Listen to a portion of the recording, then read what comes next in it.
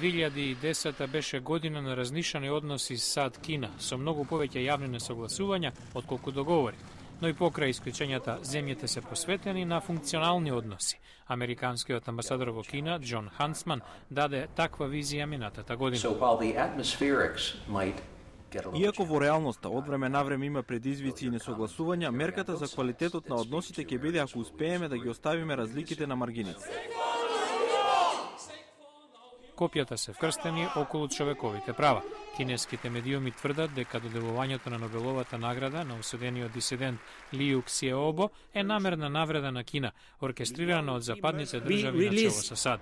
Вашингтон пак го следи и случајот на кинескиот американец Шуе Фанг, осуден на 8 години затвор за шпионажа, и тврди дека кинеските власти спречиле амбасадата да присуствува на распитот и да му даде конзуларна подршка.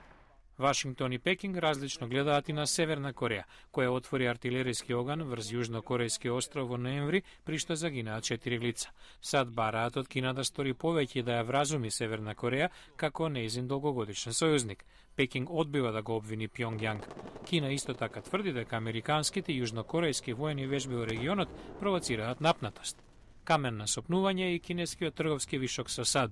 Многумина американски критичари обвинуваат дека Кина намерно одржува слаба вредност на својата валута.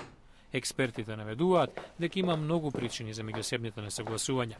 Ванг Донг е вонреден професор за меѓународни односи при Универзитетот во Пекинг. Глобална транзиција на моќта. Кина е во подем, а Соединетите американски држави условно кажано се во опаѓање. Второ, има јас во перцепцијата причините од културните разлики. Потоа погрешните представи и национализмот во Кина, па домашната политика во обете земји. Широк опсег на различни фактори. Ванг Донг е меѓу оние кои сметаа дека со новите глобални предизвици Кина и САД имаат заеднички цели и интереси и дека без оглед на честите несогласувања треба да најдат начин да соработуваат.